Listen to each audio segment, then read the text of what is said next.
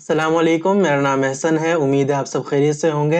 Tuples Python के अंदर एक डेटा टाइप है जिसके अंदर मल्टीपल टाइप की वैल्यूज़ को स्टोर किया जा सकता है। जिस तरह हमने लिस्ट को देखा था कि लिस्ट में मल्टीपल वैल्यूज़ स्टोर हो रही थी, उसी तरह से टपल में भी मल्टीपल वैल्यूज़ स्टोर हो सकती हैं। तो टपल्स को किस तरह से क्रिएट किया जाता है वो मैं आपको शो करता हूँ। तो यहाँ पर हम एक वेरिएबल बना लेंगे, नम्स इक्वल टू साइन लगाएंगे और इसे टपल असाइन करेंगे। तो टपल को क्रिएट करने के लिए राउंड ब्रैकेट्स लगाएंगे और इसके अंदर आइटम्स को स्टोर करेंगे। अब हर आइटम को एक दूसरे से सेपरेट करने के लिए उसके बीच में हम कॉमा लगा देंगे, 1, 2, 3। तो यहाँ पर मैंने एक टपल क्रिएट किया है और उसके अंदर 3 एलिमेंट्स को स्टोर किया है। तो यहाँ पर एक बात इंपॉर्टेंट है कि ये जो ब्रैकेट्स हमने लगाई हैं टपल के अंदर, ये इंपॉर्टेंट नहीं होती हैं। अगर मैं इन ब्रैकेट्स को हटा भी दूँ तो भी ये हमारा टपल ही रहेगा। टपल्स के अंदर ये कॉमा इंपॉर्टेंट होता है। यहाँ पर जो हमने कॉमा लगाया हुआ है ये इंपॉर्टेंट होता है। तो सबसे पहले तो मैं आपको इसकी डेटा टाइप शो करता हूँ, टाइप नम्स। इसे रन करेंगे तो देखें ये एक टपल है। अब अगर मैं ये ब्रैकेट हटा दूं, इसे रन करें, तो अब भी ये एक टपल ही है। तो ब्रैकेट्स जो है वो इंपॉर्टेंट नहीं होती हैं, लेकिन ये कॉमा बहुत इंपॉर्टेंट होता है। अगर मैं इनको यहाँ से हटा दूं, अब ये ब्रैकेट्स के अंदर वैल्यू लिखी हुई है लेकिन यहाँ पे कॉमा मौजूद नहीं है। अब देखें ये डेटा टाइप क्या बताएगा। तो देखें यहाँ पर ये बता रहे हैं ये इंटीजर टाइप की वैल्यू हो गई है। लेकिन अगर यहाँ पर मैं कॉमा लगा दूं और इसे रन करूं तो देखें अब ये टपल शो कर रहा है। तो अगर सिर्फ और सिर्फ एक एलिमेंट हमने स्टोर करना है तो उस एक एलिमेंट के बाद भी हमें कॉमा लगाना होगा उसे टपल बनाने के लिए। तो टपल्स को इस तरह से क्रिएट किया जा सकता है। टपल्स की कुछ प्रॉपर्टीज होती हैं, जिस तरह हमने लिस्ट की प्रॉपर्टीज पढ़ी थी कि वो ऑर्डर्ड होती हैं, उसी तरह से टपल्स भी ऑर्डर्ड होते हैं। मतलब जिस ऑर्डर के अंदर हमने आइटम्स को स्टोर किया है वो हमेशा उसी ऑर्डर के अंदर रहेंगे। लिस्ट के अंदर डुप्लीकेट वैल्यूज अलाउड थी, टपल के अंदर भी डुप्लीकेट वैल्यूज अलाउड है। मतलब अगर मैंने इस लिस्ट के अंदर 1 एक बार लिख दिया है, अब अगर 2 या 3 बार भी लिख दूं तो वो बिल्कुल अलाउड है। रन करते हैं, देखें 1 मैंने 3 बार लिखा है। लिस्ट के अंदर लिखता तो वहां पर भी अलाउड थी, टपल में लिखा है तो यहाँ पर भी अलाउड है। लेकिन लिस्ट के अंदर वैल्यूज को चेंज किया जा सकता था। मतलब ये है कि यहाँ पर सेकंड एलिमेंट पे मैंने 1 लिखा हुआ है, अगर ये लिस्ट होती बाद में जाकर इस 1 को मैं 2 करना चाहता तो मैं कर सकता था। लेकिन जो टपल्स होते हैं उसके अंदर हम वैल्यूज को चेंज नहीं कर सकते। एक बार टपल क्रिएट हो गया तो हो गया, उसके बाद उसको चेंज नहीं किया जा सकता। ना उसके अंदर आइटम्स को डिलीट किया जा सकता है, ना उनकी वैल्यूज को चेंज किया जा सकता है, और ना ही पूरे पूरे टपल को एम्प्टी किया जा सकता है। जैसा टपल क्रिएट हो गया है वो हमेशा वैसा का वैसा ही रहेगा। अगर हम चेंज करने की कोशिश करेंगे तो वो हमें एरर दे देगा। इसी तरह से अगर हमें टपल के आइटम्स को एक्सेस करना है तो वो भी बिल्कुल उसी तरह से होगा जैसे लिस्ट में होता है। हम ब्रैकेट्स लगा के इंडेक्स की मदद से आइटम्स को एक्सेस कर सकते हैं। मैं आपको शो करता हूँ, तो इसे मैं थोड़ा सा चेंज कर देता हूँ। और फॉर एग्जाम्पल मुझे फर्स्ट आइटम को प्रिंट करना है तो मैं टपल का नाम लिखूंगा, उसके बाद स्क्वायर ब्रैकेट्स लगाऊंगा और यहाँ पर उसका इंडेक्स लिख दूंगा। तो यहाँ पर इंडेक्स है इसका 0। इसे रन करेंगे तो देखिए 1 प्रिंट हो गया। इसी तरह से अगर मैंने सेकंड वैल्यू प्रिंट करनी है तो उसका इंडेक्स लिख दूंगा।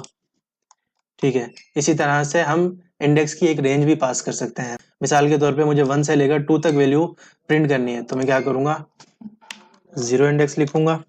उसके बाद जहां तक वैल्यू प्रिंट करनी है उसमें एक प्लस करके लिख दूंगा। इसे रन करेंगे तो देखें स्टार्टिंग के 2 एलिमेंट्स इसने हमें प्रिंट करके दिखा दिए। इसी तरह से अगर मैं फर्स्ट पोजीशन एम्प्टी छोड़ देता तो उसे भी वो 0 ही कंसीडर करेगा। इसे रन करते हैं तो देखें उसने उसे 0 ही कंसीडर किया है। इसी तरह से अगर मैं चाहता हूँ कि लास्ट वाले 2 आइटम्स प्रिंट हो जाएं, उसके लिए मैं इसका इंडेक्स लिखूंगा। इसका इंडेक्स है 1 और लास्ट वाला इंडेक्स एम्प्टी भी छोड़ सकते हैं और लास्ट वाले इंडेक्स में एक प्लस करके भी लिख सकते हैं। इसे रन करेंगे तो देखें 2 और 3 इसने प्रिंट करके हमें दिखा दिया है। इसी तरह से नेगेटिव इंडेक्सिंग भी कर सकते हैं। अगर मैंने लास्ट आइटम को प्रिंट करना है तो मैं -1 लिख के प्रिंट कर सकता हूँ। अगर आपने लिस्ट वाली वीडियो नहीं देखी है तो उसे भी लाजमी जाकर देख लीजिए। अब अगर हमारे पास 2 टपल्स हों और हम चाहते हैं कि उनको ज्वाइन करके किसी और वेरिएबल के अंदर स्टोर कर दें तो वो भी बिल्कुल पॉसिबल है। तो यहाँ पर मैं एक और टपल क्रिएट कर लेता हूँ, nums2 इक्वल टू 4, 5, 6। तो यहाँ पर हमारे पास 2 टपल क्रिएट हो चुके हैं। अब मैं चाहता हूँ इन दोनों टपल्स को ज्वाइन करके एक तीसरे वेरिएबल के अंदर स्टोर कर दें। तो तीसरे वेरिएबल का नाम लिख देता हूँ मैं num इक्वल टू करते हैं। तो इन दोनों को ज्वाइन करने के लिए सिंपली क्या करेंगे, फर्स्ट वाले का नाम लिखेंगे और प्लस साइन लिखेंगे, फिर सेकंड वाले का नाम लिख देंगे और इस तरह से ये दोनों आपस में ज्वाइन हो जाएंगे। रन करते हैं तो देखें ये आपस में ज्वाइन हो गए हैं। लेकिन यहाँ पे नया वेरिएबल क्रिएट करना जरूरी नहीं है, इन दोनों में से किसी वेरिएबल के अंदर भी हम ये स्टोर कर सकते हैं। हम टपल को चेंज नहीं कर सकते, लेकिन वेरिएबल की जो वैल्यू है उसे तो चेंज कर सकते हैं ना।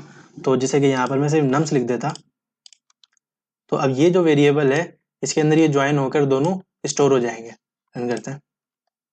लेकिन अगर किसी पॉइंट पे जाकर हमें टपल की वैल्यूज को चेंज करना पड़ भी जाता है तो उसका बस एक ही तरीकेकार है कि टपल की डेटा टाइप को हम चेंज करेंगे लिस्ट के अंदर, फिर जो भी मॉडिफिकेशंस करनी है वो करेंगे, फिर लिस्ट को दोबारा से टपल के अंदर कन्वर्ट कर देंगे। वैसे इसकी जरूरत नहीं पड़नी चाहिए क्योंकि हम टपल क्रिएट ही इसलिए करते हैं ताकि उसकी वैल्यूज चेंज ना हो सके। लेकिन अगर हमें किसी पॉइंट पर जरूरत पड़ रही है तो उसका बस यही तरीकेकार है। इसके अलावा टपल्स के अंदर एक अनपैकिंग का कॉन्सेप्ट होता है और मैं आपको यहाँ पर एक्सप्लेन कर देता हूँ।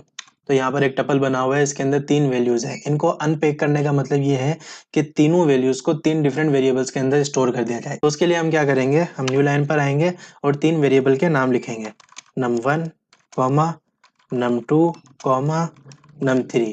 ठीक है, फिर हम इक्वल टू साइन लगाएंगे। इक्वल टू साइन लगाने के बाद हमारा जो टपल है हम उसका नाम लिख देंगे, नम्स लिखेंगे। तो इस टपल के अंदर 3 वैल्यूज हैं, यहाँ पर हमने 3 वेरिएबल्स बना दिए हैं। इस टपल की हर वैल्यू इन वेरिएबल्स के अंदर जाके स्टोर हो जाएगी। मतलब फर्स्ट जो वैल्यू है फर्स्ट वेरिएबल के अंदर स्टोर होगी, सेकंड वैल्यू सेकंड वेरिएबल के अंदर, थर्ड वैल्यू थर्ड वेरिएबल के अंदर स्टोर हो जाएगी। अब मैं आपको इनको प्रिंट करके शो करता हूँ, num1 num2 num3।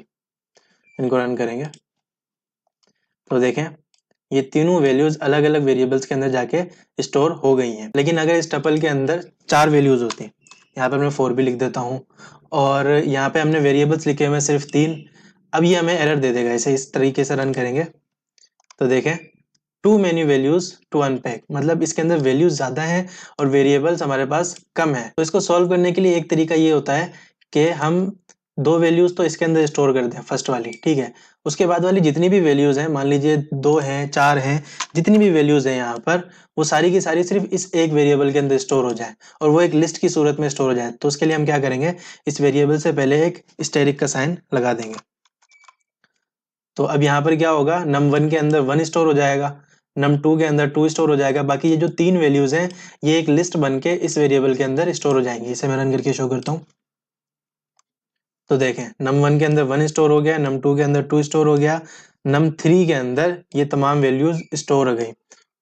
लेकिन हम अगर ये चाहते हैं कि num3 के अंदर तो बस आखिरी वाली वैल्यू स्टोर हो, num1 के अंदर फर्स्ट वाली स्टोर हो और बीच वाली जितनी भी वैल्यूज हैं वो num2 के अंदर लिस्ट बन के स्टोर हो जाए, तो हम क्या करेंगे, हम इस स्टेरिक साइन को num2 के साथ लगा देंगे।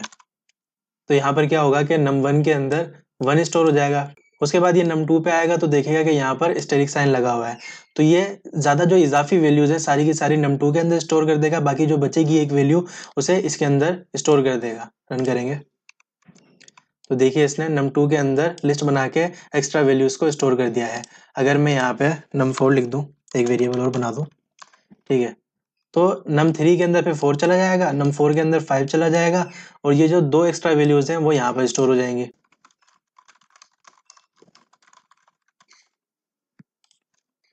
तो देखिए num1 के अंदर 1 आ गया, num2 के अंदर ये लिस्ट आ गई, num3 के अंदर 4, num4 के अंदर 5 आ गया है। तो इस तरह से हम टपल्स को अनपैक कर सकते हैं। इसके बाद मैं आपको कुछ मेथड्स बता देता हूँ जो हम टपल्स के साथ कॉमनली यूज करते हैं। एक मेथड होता है काउंट मेथड। तो काउंट मेथड का काम ये होता है कि टपल के अंदर कोई पर्टिकुलर वैल्यू कितनी बार आ रही है वो उसे काउंट करके बता देगा। हम nums डॉट काउंट लिखेंगे, ठीक है, तो जो वैल्यू हमने काउंट करनी है वो लिख देंगे। तो यहाँ पर मैं चाहता हूँ कि 1 वैल्यू काउंट हो जाए, इसे रन करेंगे तो देखें ये बता रहा है कि 1 इस टपल के अंदर एक बार आ रहा है। अगर 1 2 बार आता तो ये बता देगा कि 2 बार 1 आ रहा है। दूसरा एक कॉमन मेथड होता है इंडेक्स मेथड, यानी कि हमने किसी वैल्यू का इंडेक्स मालूम करना है तो इंडेक्स मेथड की मदद से कर सकते हैं। तो यहाँ पर अगर मैं इंडेक्स लिख दूँ, मान लीजिए कि 1 का हमें इंडेक्स फाइंड करना है, तो रन करेंगे तो देखें ये बता रहा है कि 1 जो है 0 इंडेक्स के ऊपर स्टोर्ड है, तो इसने यहाँ पर हमें 0 रिटर्न कर दिया है। और अगर मैं यहाँ पर 2 पास कर दूँ तो ये बता रहा है 2 जो है 2 इंडेक्स के ऊपर है, यानी कि ये 0, ये 1 और ये 2 इंडेक्स, ठीक है। तो 2 इंडेक्स के ऊपर हमारी 2 वैल्यू स्टोर्ड है। तो ये थे कुछ कॉमन मेथड्स जो हम टपल्स के साथ यूज करते हैं। उम्मीद है कि आपको टॉपिक अच्छी तरीके से समझ आ गया होगा। अगर कोई भी कंफ्यूजन है तो आप कमेंट में पूछ सकते हैं, मैं आपको जवाब लाजमी दूंगा। वीडियो को लाइक कीजिए, चैनल को सब्सक्राइब कीजिए। मिलते हैं नेक्स्ट वीडियो में। Thank you.